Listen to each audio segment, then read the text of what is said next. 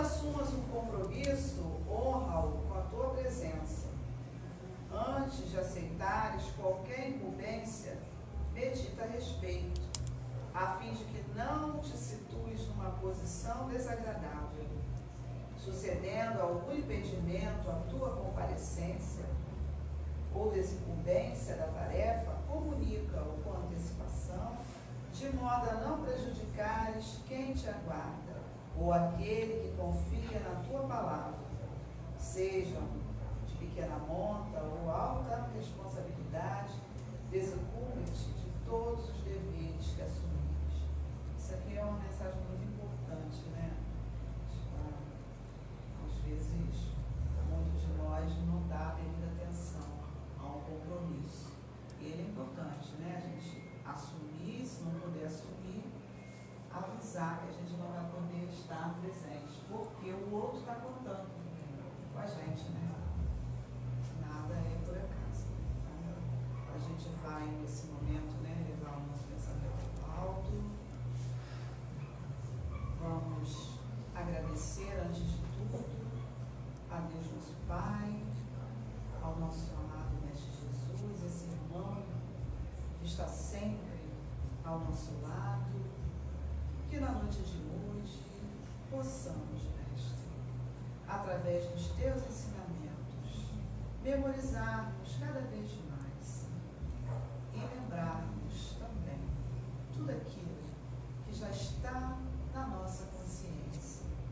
E assim, Jesus, mais uma vez te agradecemos pelas nossas vidas, pela oportunidade desta encarnação, por estarmos aqui reunidos nesta noite, que o nosso querido irmão Dylan possa ser, Senhor, portador da mensagem que irá, Senhor, aliviar muitos corações e a todos nós, Senhor, possamos entronizar mais uma vez tudo aquilo que o Senhor sempre nos induz para o caminho do bem, que seja sempre feita a tua vontade, Mestre, e não a nossa.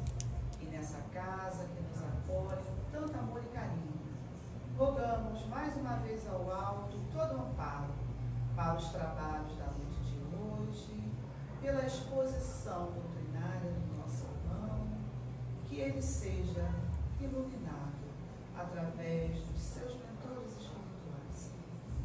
E assim, Mestre querido, Mestre divino, rogamos ao alto e a Deus nosso Pai todo amparo para a noite de hoje. Que assim possa ser. Graças a Deus. Graças a Deus, vou passar a palavra para o nosso irmão Dylan, né? Fique à vontade, tá? Você pode ficar aqui até 10 da meia-noite, mais ou menos. Não tem problema, o pessoal não tem pressa. Não vai dar tempo de ir lá comer o bolo na igreja. Mas aí, também vai né? encerrar antes. Não, Já aprendeu. fica tranquilo, você pode falar aí até 10 da noite, se quiser falar até meia-noite também. Não, a gente Eu gosta sei de que falar. você, né, consegue. Seja bem-vindo. Obrigado. E obrigado pelo convite, pelas indicações que eu recebi para chegar até aqui, que foram várias dicas, né? Que a Cláudia deu, mandou o link, tudo para eu não me perder. E cheguei aqui na Casa Espírita, na rua, ainda tem um banner indicando, ainda está montado ali no muro, que às vezes a gente brinca que tem algumas casas espíritas que às vezes por dificuldade de recurso mesmo, né? Não consegue pintar a fachada, fazer um letreiro, é o brinco que é a maçonaria, que é segredo, né? O que acontece ali dentro é sigiloso, ninguém pode encontrar a casa espírita, e às vezes a gente para na frente da casa e pergunta, você conhece o centro tal? E a pessoa diz, acho que não é nessa rua não, aí depois você acaba descobrindo onde é. Mas é o nosso movimento espírita que precisa ainda de muito esforço, né? Para que as casas possam ter recursos de fazer aqui um aviso, né? E ter uma logomarca, e estar estampado assim, para que todo mundo que procura uma ajuda, uma luz, entender um pouco melhor o Evangelho de Jesus e como ele pode nos ajudar no nosso dia a dia, encontre essa porta, né? É um prazer estar aqui na SEAC pela primeira vez. Poderia ter vindo já antes aqui como público, né? principalmente nesses eventos que tem muita comida. Mas estou aqui a primeira vez para fazer a exposição, muito feliz de encontrar companheiros que trabalham tão intensamente pelo nosso movimento espírita, conseguem, a gente não sabe como, né, dar conta de atividades na casa e além da casa, já que a gente sabe que a causa espírita é maior, né, do que a casa espírita. E olha que a casa espírita já tem proporções gigantes. E falando no movimento espírita, a gente tem uma frente de trabalho justamente junto aos jovens. E o tema que eu trago hoje para vocês é um laboratório daquilo que a gente está trabalhando com jovens ao longo desse ano. No ano passado, nós tivemos o encontro das mocidades espíritas de São Gonçalo, o EMESG, e depois do EMESG a gente pede para que os jovens façam sugestões de temas que eles gostariam de trabalhar. Aquelas questões que para eles são importantes, para a gente aproveitar essas sugestões para o ano seguinte. No ano passado, nós recebemos alguns temas como a necessidade de respeito diante daquele que é diferente, a questão da diversidade. Recebemos tema como os conflitos familiares. Como é que você consegue lidar com aquele que quer coisas diferentes de você dentro da sua casa, que quer silêncio quando você quer ouvir música, ou quer ouvir música quando você quer silêncio. Recebemos tema como a violência. Aliás, a violência tem ocupado tanto espaço, né, nas nossas conversas do dia a dia, no noticiário, no debate político e daí por diante. Então nós identificamos que todas essas sugestões têm uma coisa em comum, que é a nossa necessidade de aprendermos a ter paz nas relações humanas, quer dizer, paz na nossa relação com o outro. O tema da paz a gente conhece, e há pouco o companheiro aqui até me deu uma cola, né? Lembrando de qual é a paz de Jesus, que é a paz diferente da que o mundo oferece. Qual é a paz do ponto de vista do mundo material? É a ausência de barulho e de perturbações do lado de fora.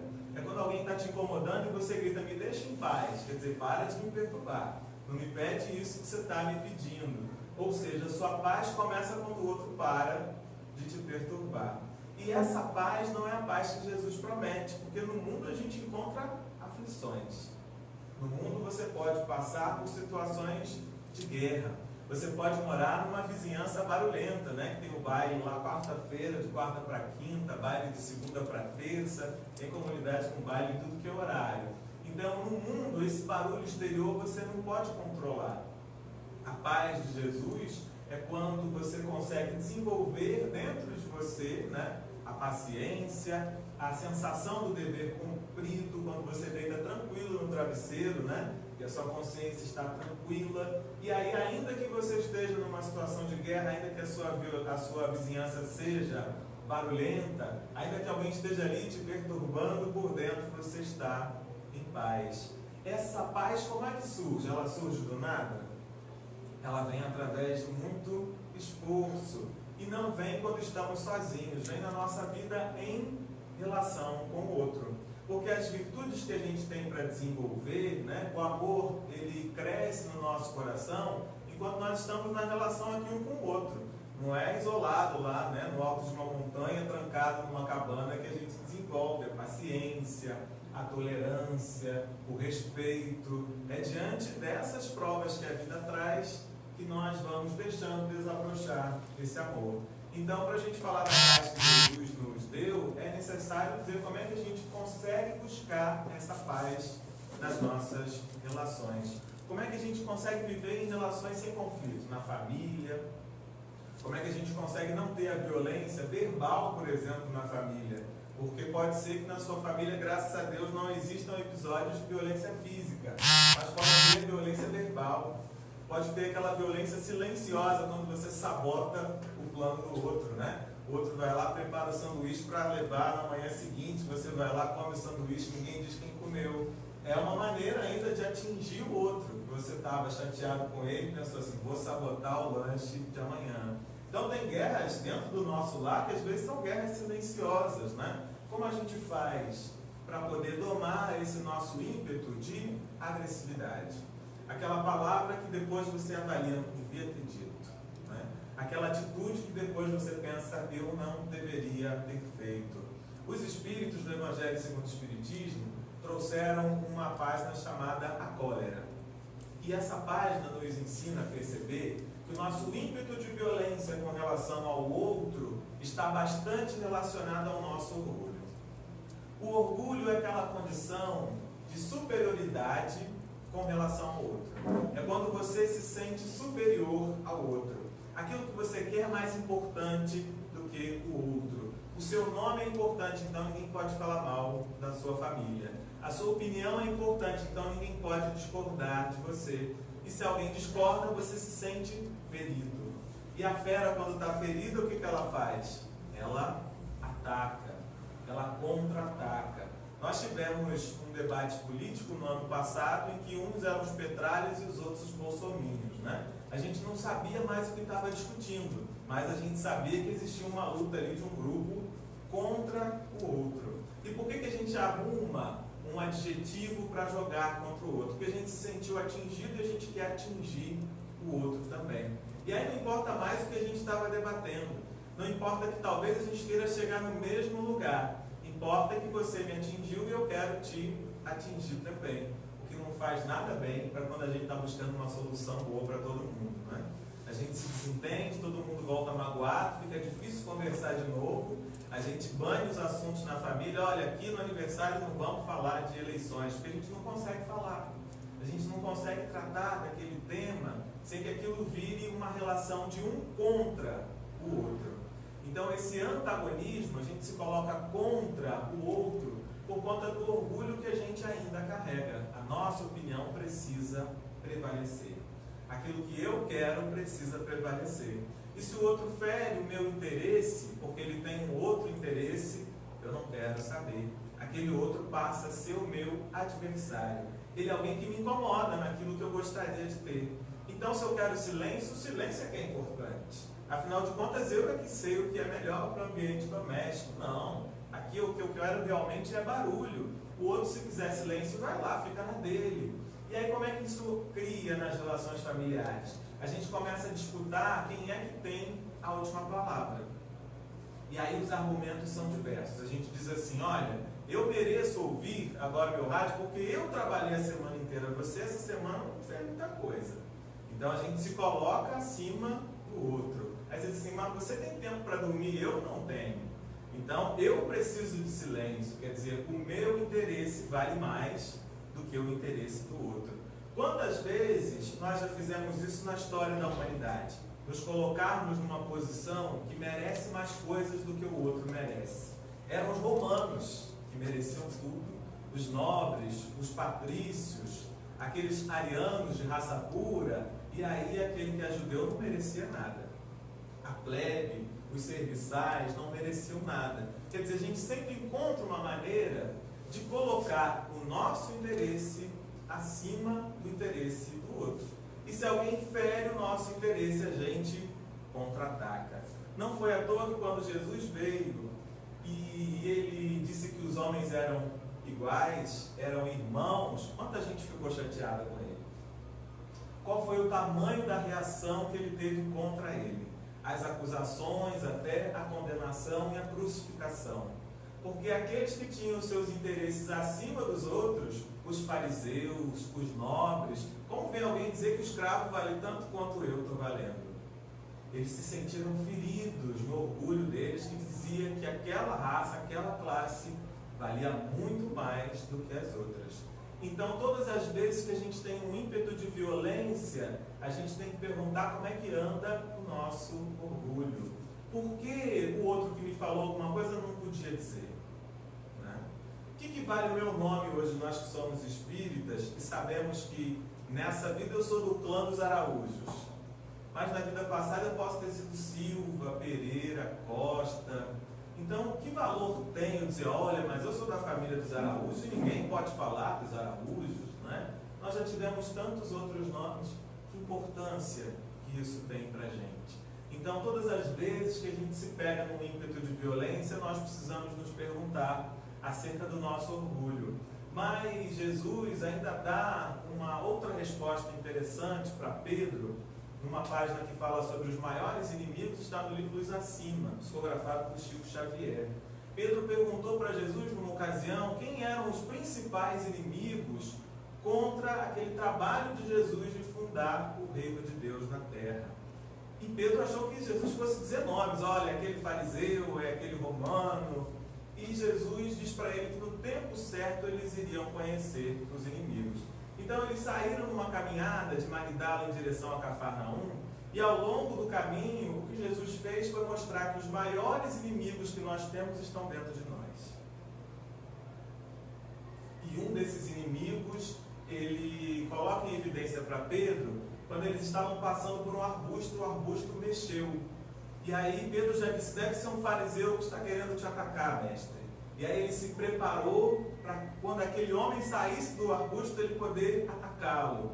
E aí o arbusto mexe, quem sai de lá era André, irmão de Pedro. E Pedro já estava pronto para atacar o próprio irmão. E aí Jesus diz, Pedro, o medo é um grande adversário. Mostrando que mais importante do que o risco da vizinhança é o medo que a gente carrega do risco que a vizinhança traz. Porque você pode jamais ser atingido ou sofrer uma situação de violência na vida, mas se você carregar o medo, você sofre todos os dias. Mesmo que você não seja atingido, você já está sofrendo. Isso significa que você vai sair de casa sem nenhum cuidado? Não. Mas você sai na companhia da fé, na certeza de que só nos atinge aquilo que Deus permite que nos atinja, contanto que a gente tome as providências necessárias, né? Você tem uma rua mais perigosa e uma menos perigosa, quem é que vai pela mais perigosa? A gente também não deve testar a Deus, né? Testar o nosso anjo da guarda. Mas você segue pela rua menos perigosa e confiando em Deus. Porque o nosso medo, às vezes, nos leva a atacar o outro que sequer é um adversário. E aí a gente começa aquela relação de antagonismo. Eu já ouvi várias vezes uma história muito parecida. Uma pessoa que começou a ficar com uma certa antipatia pela outra, porque achava que a outra não gostava dela. Aquela pessoa que passa por você e não tem coragem de falar, e você diz, essa pessoa não deve gostar de mim. Essa pessoa deve ter alguma coisa contra mim, porque ela passa por mim e nunca fala. Aí um dia a pessoa para e fala, poxa, eu sempre queria falar com você, mas eu não tinha coragem de parar, eu sou um pouco tímido. E aí às vezes, por você achar que o outro não gosta de você, você já começa a criar uma antipatia para poder responder, ele não gosta de mim, mas eu também não gosto dele, então está tudo certo. É como a gente às vezes tenta se defender. Se o outro falou alguma coisa contra mim, eu penso também mal dele, assim a gente parece que ficou quites. Quando na realidade é o nosso medo de não ser aceito pelo outro que faz com que a gente assuma uma postura de defesa e às vezes uma postura de violência. Porque mais uma vez, a fera quando está amedrontada é a hora que você não deve mexer com ela, né? Dizem que até o ratinho quando está acuado ele pode te atacar. Então a gente carrega o medo e o medo não é o nosso melhor conselheiro para assuntos como o assunto da paz. Se a gente está tentando enfrentar a violência que existe na nossa sociedade, carregar esse medo exacerbado da vizinhança não é um bom conselheiro para que a gente possa chegar nas melhores soluções. Mas se o orgulho e o medo são adversários, né, nessa busca pela paz nas relações humanas, o que a gente pode buscar a nosso favor? O que Jesus nos ensina que pode nos levar a essa situação de paz? O que nós aprendemos que é, por exemplo, contrário à ideia do orgulho? O orgulho é quando você se sente acima, mais importante, mais inteligente, mais bonito do que todos os demais, ou com relação a alguns. O que seria o contrário do orgulho para nós? Uma palavra bastante repetida, né, nos nossos estudos, nas nossas reflexões. E aí vale a gente lembrar, né? Às vezes a gente usa a palavra orgulho para é uma satisfação pela vitória de alguém a quem você ama. Agora, se quando você diz o meu filho passou no vestibular, você pensa do vizinho, não. Porque eu fiz tudo direitinho para o meu filho estudar e passar, o vizinho não fez. Porque o meu filho é inteligente, o vizinho não é tão inteligente assim. O problema do orgulho é quando você se sente superior, ou você quer contar para todo mundo, para que todo mundo perceba o quanto seu filho é legal e dos outros não é tão legal assim, não são tão legais assim. Então a satisfação não é um problema. Você ficar feliz com a conquista do outro não é um problema. O orgulho problemático é justamente aquele que te faz se sentir superior ao outro, quando a gente não tem nenhuma maneira de se comparar com o outro para nos acharmos melhores ou nos acharmos piores. Cada um de nós veste um corpo diferente, cada um de nós teve uma educação diferente, e a doutrina espírita mostra mais, que cada um de nós tem um passado diferente, com reencarnações num tempo diferente. E aí como é que a gente se compara hoje? Seria como você saber que um corredor para chegar em Niterói saiu daqui da Casa Espírita e o outro saiu da Praça da Venda da Cruz. Quem saiu da onde eu não sei. Como é que a gente compara, né? Quem chegou lá primeiro, quem teve mérito, quem não teve mérito? Não dá. Nós somos espíritos que estamos aqui na nossa jornada evolutiva e não sabemos onde o nosso filho, a nossa esposa, o nosso marido, o nosso vizinho, por onde ele já passou até chegar até aqui. Se ele teve as lições que a gente teve, se ele não teve as lições que a gente teve, como é que a gente pode se sentir melhor do que qualquer indivíduo que seja? Não é possível, né? E esse exercício que a gente faz de se sentir mais importante responde por vários conflitos que nós temos no nosso dia a dia. E aí Jesus nos ensina a humildade. A ideia de que você é importante, seu irmão também é. Você merece ser feliz, o seu vizinho também. E aquela pessoa que você hoje olha e diz, essa pessoa seguiu os caminhos equivocados, está fazendo mal, ela também é importante, também merece ser feliz. Também é nosso irmão de humanidade. Também está tentando ser feliz. Alguém vem aqui na Casa Espírita e quer sair pior do que quando chegou? Eu cheguei aqui com uma dor de cabeça pequenininha, agora eu quero sair com a testa toda latejando, aquela dor intensa. Alguém já veio para a Casa Espírita para sair pior? Eu estou pensando aqui como é que eu vou pagar uma fatura. Eu queria sair da Casa Espírita com 5 faturas no débito, né, sem saber como eu vou pagar. Eu chego aqui com alguns probleminhas na família, eu queria sair com um problema imenso. Ninguém. A gente vem aqui para sair melhor do que quando a gente chegou, né? A gente na nossa vida busca ser feliz e não infeliz. Será que os outros estão buscando ser infelizes? Não, eles estão buscando ser felizes. É que o caminho que eles acham que vai levar à felicidade é aquele que nós olhamos e achamos que não é exatamente o caminho da felicidade.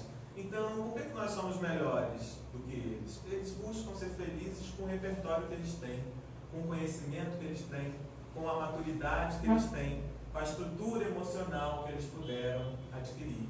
Mas nós somos irmãos e diante de Deus temos o mesmo valor. E foi uma resposta parecida com essa que Jesus deu para os discípulos, os primeiros cristãos que estavam lá na casa do caminho, né? Aquela casa que atendia os doentes, os necessitados de toda sorte. Ali tinham homens que trabalharam e que fizeram com que o cristianismo chegasse aqui até hoje.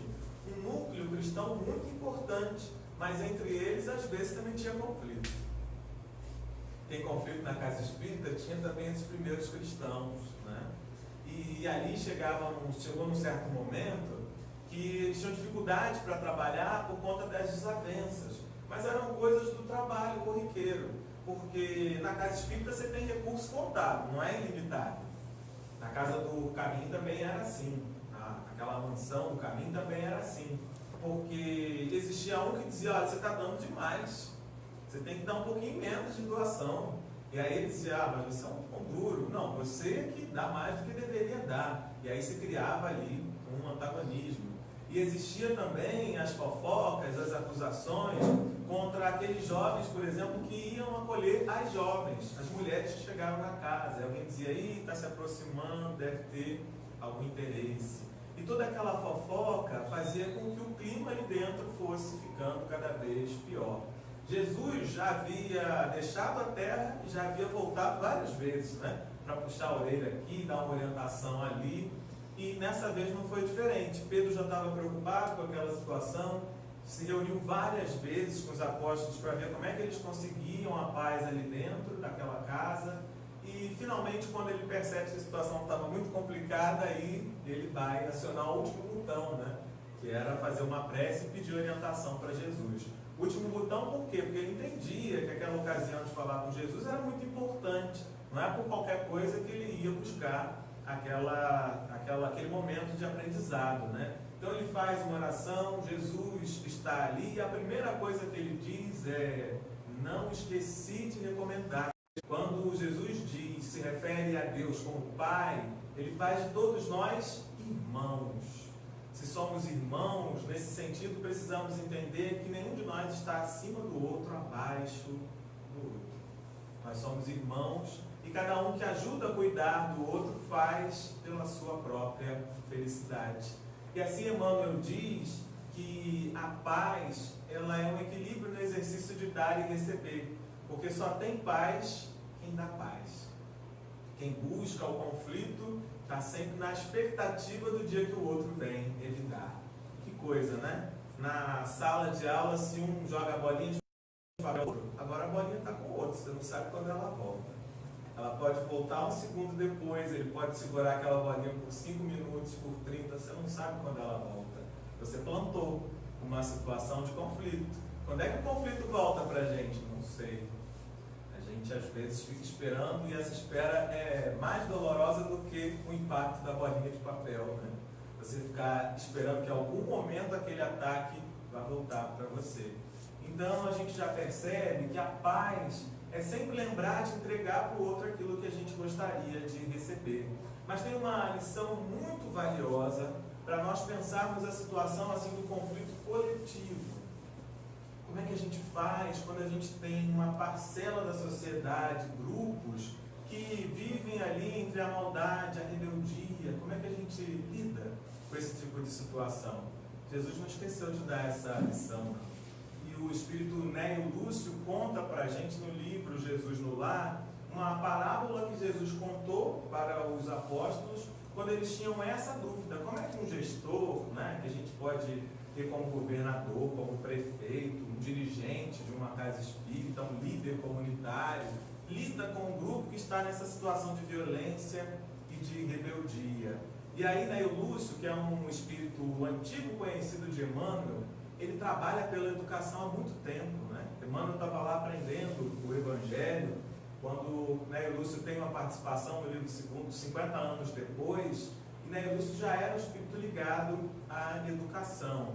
E os pesquisadores ainda dizem que ele teve, né, por declaração de Chico Xavier, uma reencarnação como Arthur Joviano. Ele era pai do chefe de Chico Xavier na Fazenda Modelo. E nessa reencarnação ele trabalhou muito pela educação. Ele propôs um plano de ensino para que o máximo de crianças pudessem ser alfabetizadas, né? Um espírito muito ligado à nossa educação moral. E é ele que narra essa parábola na qual um senhor no reino, ele percebeu que existia um grupo que cada vez crescia mais, que estava se rebelando contra as leis do reino. Nessa situação de rebeldia, de maldade, ele não sabia como conter aquele grupo. Então a primeira iniciativa dele foi chamar um juiz para criar novas leis, para que através de novas normas, aquele grupo tivesse que obedecer. Aí o grupo ouviu as novas leis, mas eles não seguiam nem as antigas. Como é que eles iam seguir agora uma quantidade maior de normas, de leis? A situação não melhorou. Então ele chamou um doutrinador, uma pessoa que falava bastante, né, para que ela pudesse convencer, através das suas palavras, aquela parcela da população que estava na situação de violência a desistir da violência e se juntar novamente ao reino. Aquela pessoa falou, mas a realidade não modificou. Uns ouviram por certo tempo, outros sequer ouviram, e o conflito continuou e foi aumentando. Então aquele rei, aquele senhor, chamou um sacerdote. O sacerdote tratou de dividir a população. Abençoados são os que estão com o rei. Os outros eram os amaldiçoados. E aí aqueles homens que já viviam contra o reino ainda foram chamados de amaldiçoados, tratados como amaldiçoados, o conflito aumentou. E quando chegou numa proporção maior, então o rei tirou aquele sacerdote do cargo e deu aquela função para um médico. Aquele médico também fez a sua divisão. Os que estavam com o rei eram saudáveis, os demais eram os doentes, porque pensavam diferente, agiam diferente e não seguiam as normas do rei. Ora, eles já eram fora da lei, amaldiçoados, e agora eram tratados como doentes. Naturalmente que essas mudanças não trouxeram o efeito de paz que o rei não queria. Então o rei resolveu chamar um general, é o que conta, né, o Lúcio nessa passagem. O general organizou os exércitos, pôs em marcha contra aquele grupo. E aí o sangue começou a jorrar, né? Morte de um lado, morte de outro, até que o próprio general numa batalha morreu. E o cargo para trazer a paz ficou novamente vago. E aí o que aquele rei fez dessa vez? Já tinha passado por algumas áreas que ele achava importantes, resolveu chamar um homem que era considerado sábio. Aquele homem, no princípio, não tomou nenhuma medida. Ele disse, bom, primeiro eu tenho que ir lá conhecer essa realidade. Não se identificou, não disse que era ele que estava naquela função. Mas quando ele chegou naquela localidade, ele viu que existia fome. E aí ele viu que comida ele poderia providenciar. Ele viu que faltava educação, que as crianças ficavam pelas ruas, que não tinha possibilidade de ensino. Então ele começou a improvisar escolas do jeito que pudesse fazer. Ele viu que tinha muita gente desocupada, ociosa, então ele mandou construir oficinas, ele mandou abrir estradas, e aí cada um foi encontrando ali uma oportunidade de trabalhar, de aprender uma profissão. A passagem diz ainda que houve dificuldade, porque muitos estavam acostumados a viver daquela forma. Então só com muita persistência é que aquelas pessoas foram aos poucos mudando de vida. Jesus arremata essa lição dizendo que o bem não surge sem que aqueles que estão desequilibrados pela maldade e pela rebeldia sejam beneficiados. O bem precisa em algum momento chegar até eles para que a realidade possa mudar. O bem só existe quando ele é uma realidade onde existe o mal, quando ele chega onde existe o mal. E dá uma última comparação. Para que a escuridão deixe de existir, é preciso que chegue lá o quê? Mais escuridão? A luz. Então a escuridão só se desfaz com a chegada da luz. E a maldade só se desfaz com a chegada do bem. E aí a gente tem nesse homem sábio o que levou até aqueles, o que eles estavam no fundo precisando, uma ideia de irmandade. Porque no lugar de dizer eles são os doentes, eles são os amaldiçoados, eles são os fora da lei, ele desceu e foi até eles. Ir até o encontro do outro é uma coisa que a gente precisa aprender a fazer. Mas a gente só faz quando a gente considera que o outro é nosso irmão. E aí, nesse movimento de deixarmos de ser superiores e passarmos a considerar o outro igual, o que tem um interesse também legítimo, ouvir o rádio alto pode ser legítimo. Ficar em silêncio pode ser legítimo. Mas você só considera que o que você quer é legítimo e que o outro quer pode ser legítimo quando você não se sente mais superior ao outro. Quando ele passa a ser o seu irmão. Aqueles que estão hoje em situação de violência e rebeldia têm desejos, têm vontades, precisam de um caminho. E esses desejos e vontades deles, ainda que eles não saibam exatamente o que são, não são menos importantes do que a minha vontade de ser feliz. E essa é uma coisa que a gente tem dificuldade de aprender.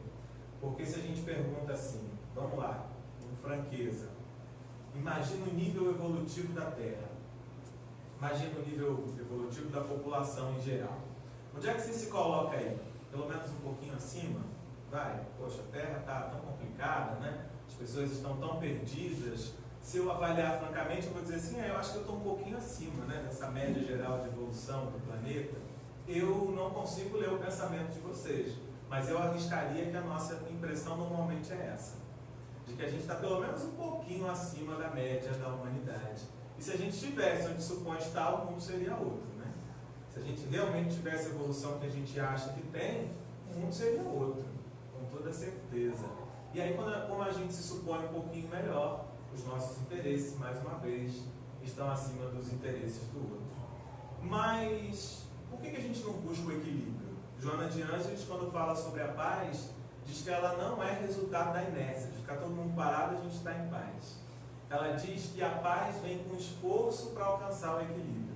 E aí vamos ver coisas legítimas que às vezes entram em conflitos, quer dizer, coisas válidas, boas, mas que entram em conflito.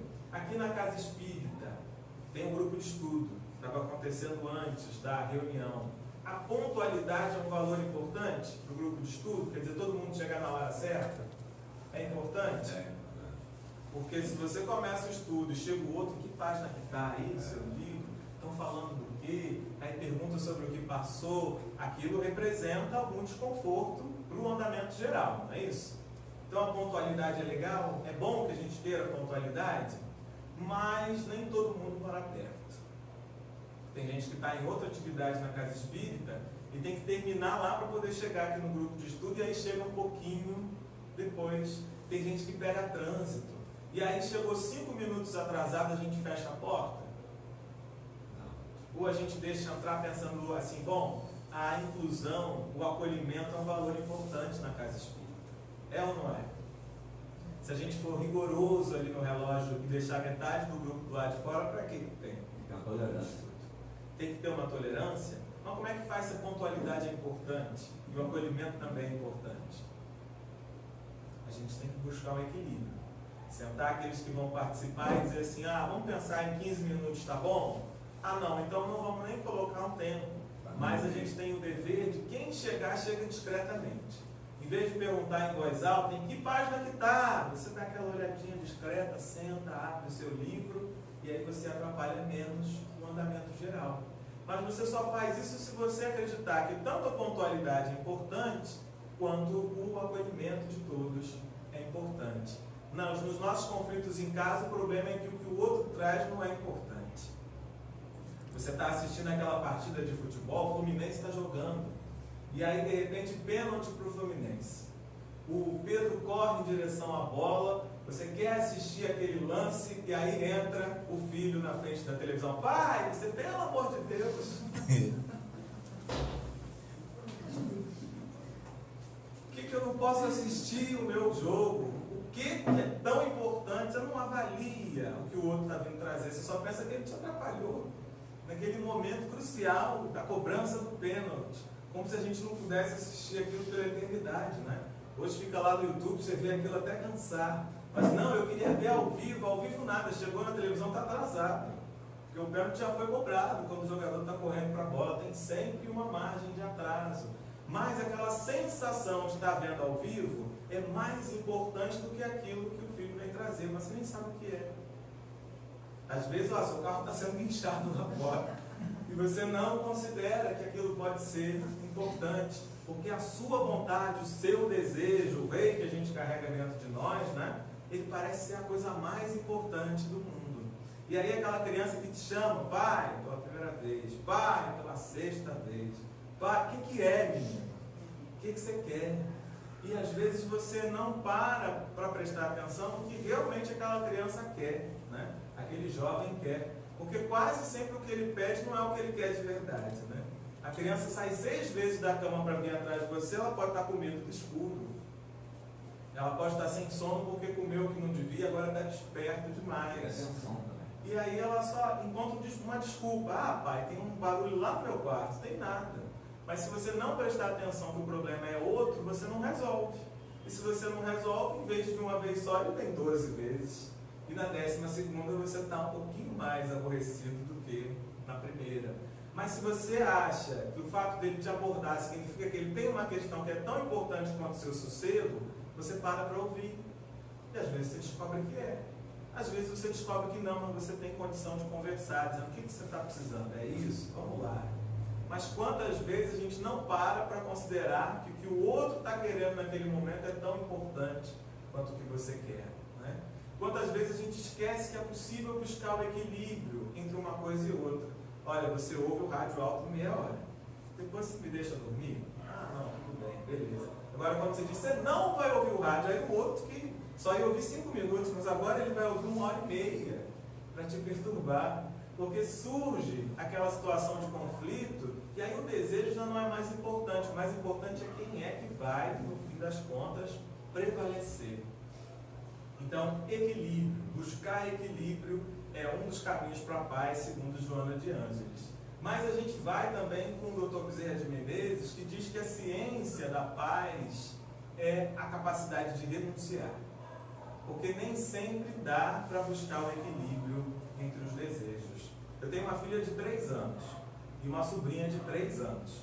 A gente tem 2 meninas. Se tiver 2 bonecas, não tem garantia de paz.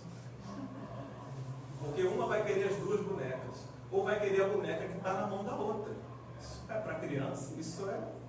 O brinquedo da criança, que ele está esquecido, né, lá no quarto, só tem valor quando chega a visita e quer.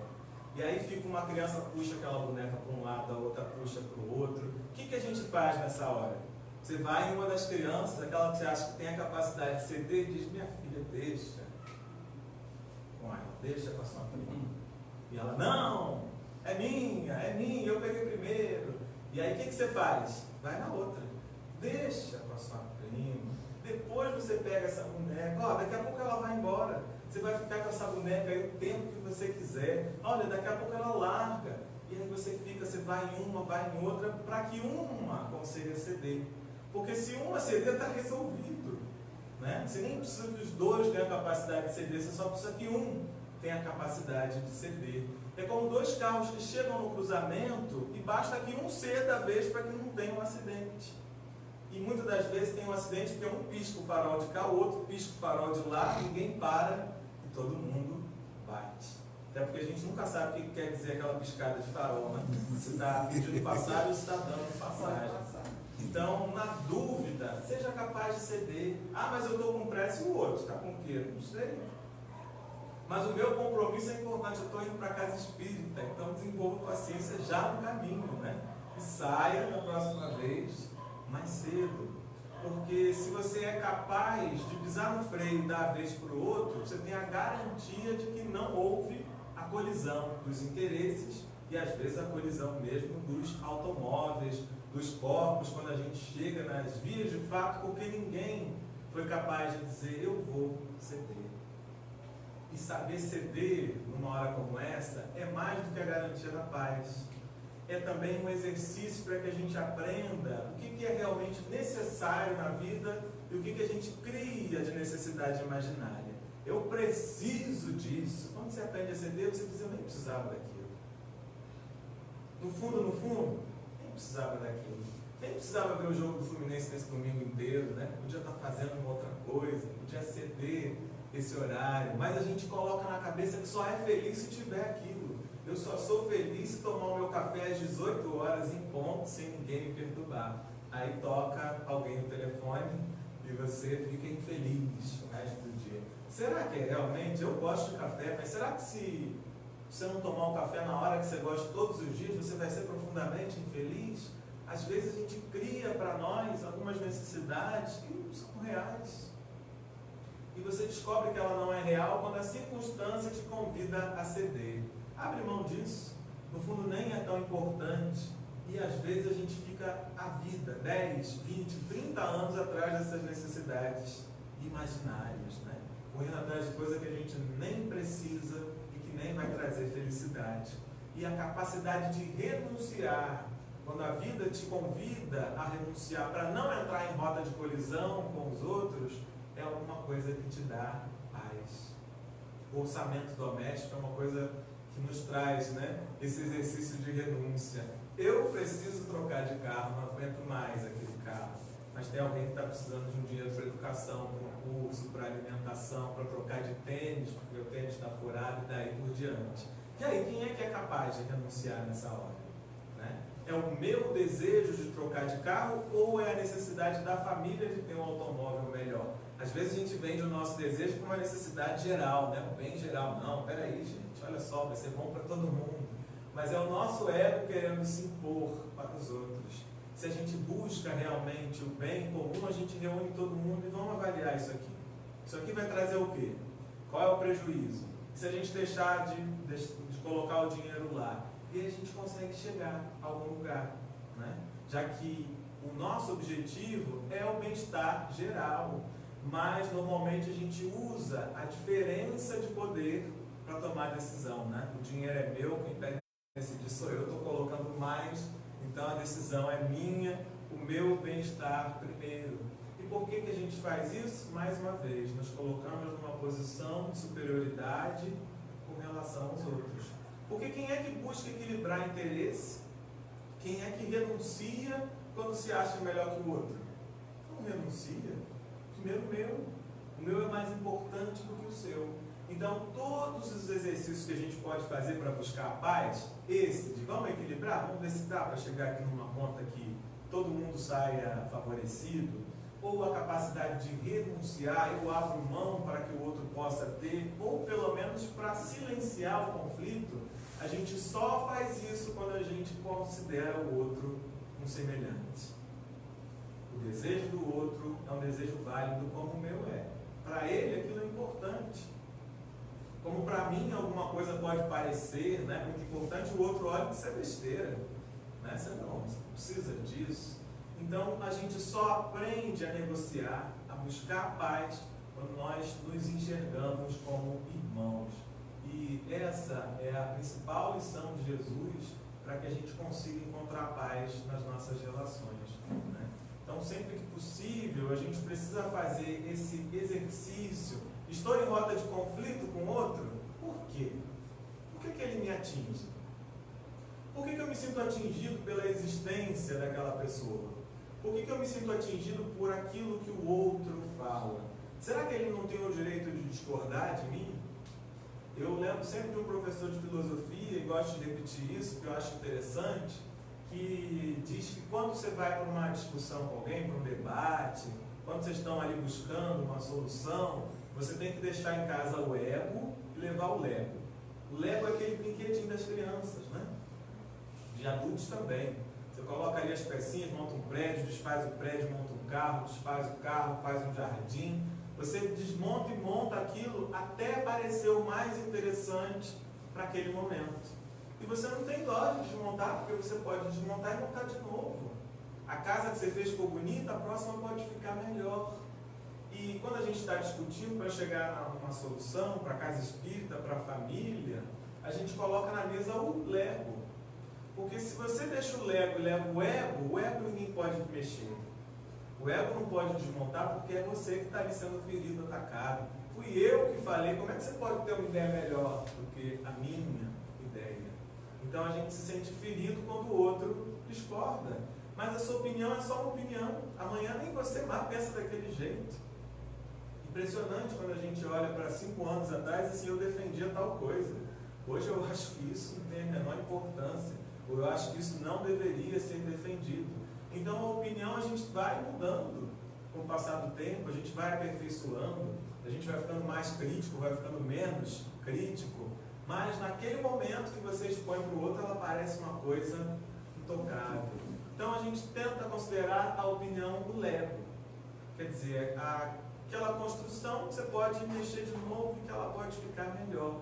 Às vezes você só aprimora o seu ponto de vista porque o outro entrou em confronto e fez uma pergunta que te fez pensar, né? Mas será que ele tem razão? Aí você pensa, e às vezes descobre que ele tinha razão, às vezes descobre que não. Mas você fortalece o seu argumento e sabe por que aquele caminho não era o melhor. Mas porque você deixou que alguém pegasse no seu Lego e posso tirar essa peça daqui e botar aqui para ver como é que fica? E aí você se permitiu olhar, considerando que a opinião do outro é válida, como a sua opinião também é válida. Então, para nós, né, deixarmos bem marcada a ideia da nossa busca pela paz, nesse laboratório que eu estou fazendo com vocês, para elaborar o tema da paz e a gente apresentar para os jovens, tem jovem que já vai chegar lá sabendo, né? Mas ainda não sabe como vai ser. E eu já falei sobre esse tema algumas vezes. Em cada lugar eu experimento uma coisa diferente, fico olhando a reação de vocês para ver como é que a gente chega com esse tema lá. Mas a síntese que a gente busca é nos perguntarmos o que causa entre nós as relações que chegam à violência, que chega à agressão. O que dentro de nós podemos trabalhar para evitar esse tipo de situação e aprendermos a caminhar juntos. Porque irmãos devem caminhar juntos, né? Irmãos sabem que a destinação é a felicidade, o bem-estar. E que a gente não chega lá deixando os outros para trás. O que de principal precisa ser modificado para que a gente seja feliz não é o exterior, é o interior. O interior a gente modifica quando desenvolve dentro de nós o amor que está lá, né? Latente, como uma sementinha que precisa desabrochar. Desabrocha na nossa relação com o outro, que a gente já aprendeu que não é mais o outro, é o próximo. A renúncia também é uma prova de amor. Com certeza. Mas que você só faz se você considerar que o bem-estar do outro é importante. Se você achar que o seu bem-estar é que é importante do outro, empatia, não. você coloca no lado do outro. Exatamente. Todos esses exercícios, né, têm relação com o quê? Com a lição de Jesus, que nos coloca na situação de irmãos dos outros e não de adversários, e não de inimigos, né, não de antagonistas. Nós, os samaritanos, contra vós, os judeus. O bom samaritano era aquele que era mal visto, porque vinha de uma cultura diferente, mas que foi capaz de estender a mão.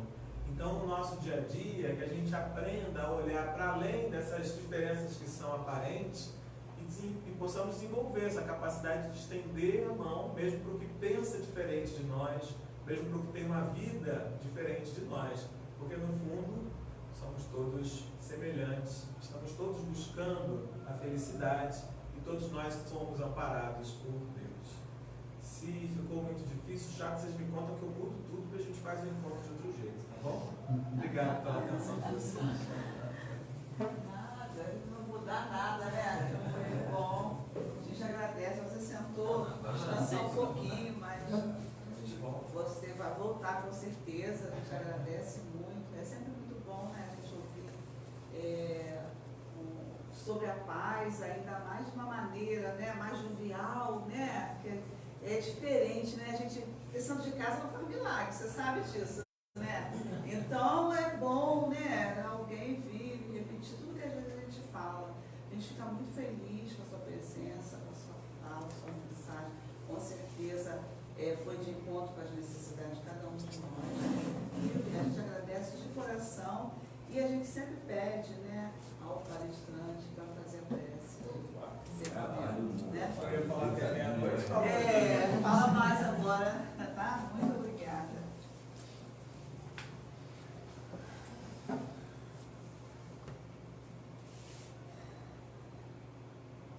Então vamos juntos, porque com o nosso pensamento reunido, nossa prece tem mais força. Atinge inicialmente a nós mesmos, mas atinge também a nossa vizinhança. Que a gente possa irradiar aqui, juntando os nossos pensamentos, em favor da vizinhança aqui também, da SEAC. E assim a gente vai pensando em Jesus, meditando sobre as palavras e lembrando que o nosso bem-estar depende do bem-estar daqueles que estão perto de nós, do nosso trabalho, para levar o bem-estar também para o outro. Mestre Jesus, nós chegamos na casa espírita várias vezes com dúvidas, com inquietações, e aqui nós encontramos a explicação do seu Evangelho nos grupos de estudo, nas obras espíritas, nas reflexões que os bons espíritos sugerem no nosso ouvido espiritual durante as exposições. Nós chegamos aqui na casa espírita, em muitos casos, perturbados pelas agitações mesmo do dia a dia, pelo nosso noticiário, pelas inquietações da nossa família. E aqui na casa espírita a gente encontra esse ambiente preparado para nos devolver. E quando a gente chega aqui na casa espírita, a gente tem a felicidade de estar entre irmãos que estão também buscando a felicidade, mas através do amor, e não através da guerra. Através da colaboração, e não a partir da competição. É, portanto, um grande benefício a gente estar aqui, sendo orientado, sendo reequilibrado e compartilhando o ambiente e também a visão de felicidade futura com os companheiros da casa espírita. E, portanto, as bênçãos que a gente recebe aqui, o sentimento não podia ser outro que não o de gratidão. Obrigado, Jesus, por esse universo infinito, tanta gente passando por tanta prova. Eu tive aqui hoje a chance de me reharmonizar.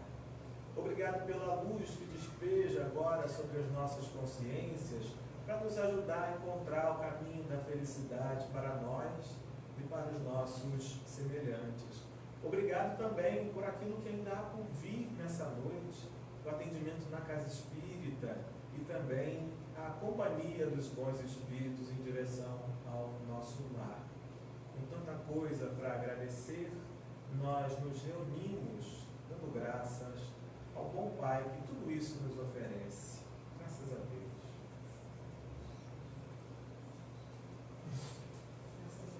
Eu vou sentar, mas se tiver que falar mais, né?